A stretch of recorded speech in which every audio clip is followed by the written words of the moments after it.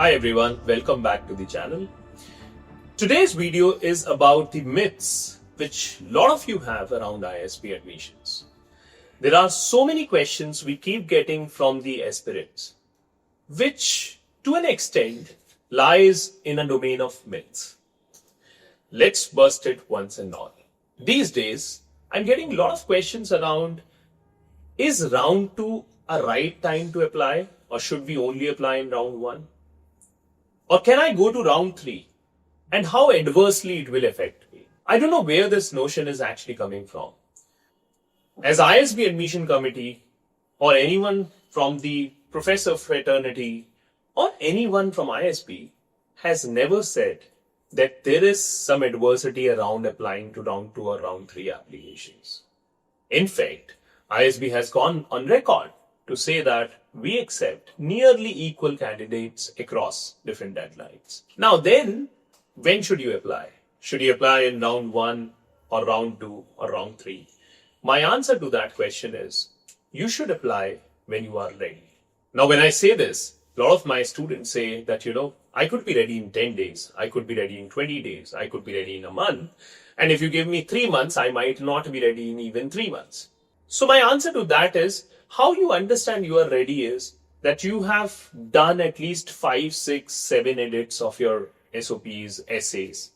If you're taking a professional help, then maybe your mentor and you are satisfied with what you have written. And you have presented your case in the best possible way. In essays, in SOP, you're getting a great LORs, that's when you are ready. So rather than focusing on a lot of rumors around whether round 1 is good or round 2 is good, my suggestion would be focus on when is your application ready and just give it a try. Second myth, which I hear a lot, is around GMAT score. A lot of students are worried about that what is a right GMAT score for ISB? Or is the GMAT score the only thing for my application? So let me tell you, this normally pops up because there are other domestic exams where the more focus in evaluation is around the test score. In ISB or any of the colleges abroad, the focus is on your overall profile. Though of course, getting a good GMAT or a GRE score gives you an edge, but at the same time, how they look at your application is with the 5 different lenses. Now we have made an elongated video on this, you can watch it on our channel, but largely it deals with 5 lenses. So though GMAT GRE score gives you an edge if you have scored well, but if you see the overall process, the selection criteria includes other aspects. Second question, which I get a lot in our discussion sessions with our students, aspirants, is how much GMAT matter for ISB admissions? Now, I would say GMAT or a GRE score, of course, has a certain weightage, but it is not the only thing. ISB largely looks at your overall profile, the holistic profile of yours.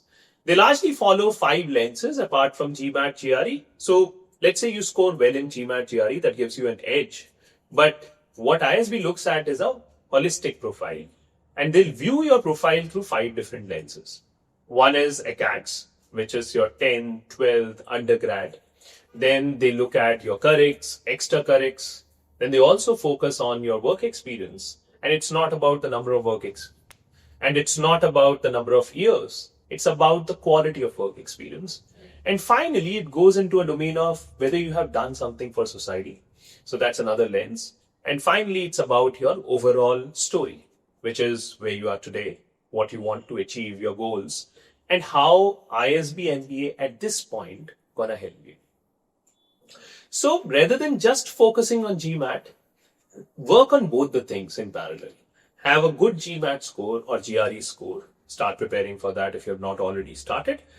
Alongside, you should also focus on your overall profile.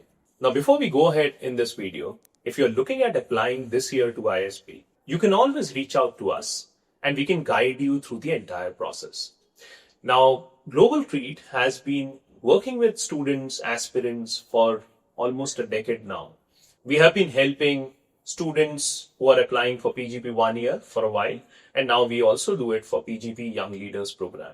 So if you want us to work with you around your profile or your application preparation, now let's talk about a third question. A lot of people have lower academics. now when we were in 10th, 12th, or maybe in undergrad, because something happened at some point of time, and that's why we were not able to focus that much on studies at that particular year.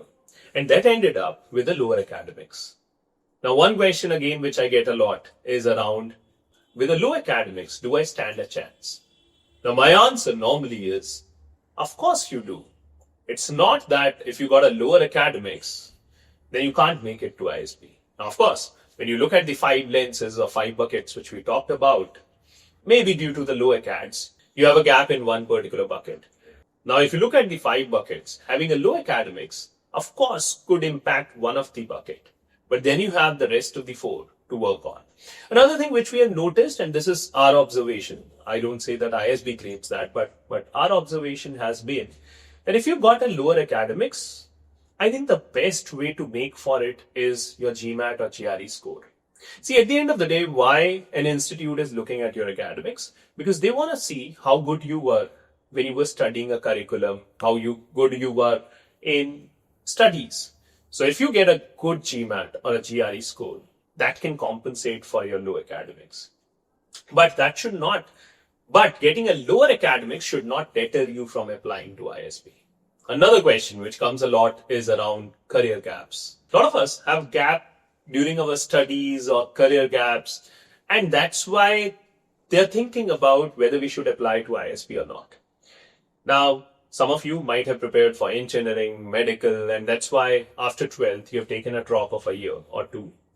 There could be people who have a career gap, leaving one organization while going to the other one. They faced some situations at home or some personal issues due to which there is a gap in their overall CV. Now, when it comes to ISB, they don't focus just on that particular year when you were not doing anything or you were taking a gap. Their main focus is around the holistic profile of yours. They look at, let's say out of 7 years, you were working for 6 or 5.5 years, while there was a year or 1.5 years when you were not working. There are also people who prepare for UPSC. Let's say they've taken a 3-4 years gap and then they started working because, let's say they were not able to clear the mains, or let's say the interview was not clear. So these kind of career gaps are absolutely fine when you are applying to ISB. So of course, there could be questions around that career gap. But at the same time, what they will majorly focus on is when you were working, what you were doing. What is the impact you were creating for the organization? I think if you mold your answers well, if you write your answers well, while during interviews you prepare well and answer those questions, and be very, very honest around your answers, right? You don't have to come up with some story and give it to them. Be honest, share what happened, and also focus more on what value you added while you were working. So ISB is more interested in the overall profile. If you have a 1 or 2 year gap, or let's say you have low academics, or let's say one of the things you are lacking in, ISB would be more interested in where you have the glass half full, how you did there. That has been our observation from the candidates with whom we have worked. So we have worked with around 1,000 plus candidates till date. And, these are the things which have come up while working with them. I wanted to share with you, and these are questions which keep coming to us. So I thought once and for all, we should make a video around this. If you are preparing for ISB, or if you are applying to any of the B school abroad, then do subscribe our channel. We keep putting out content which can help you in your journey.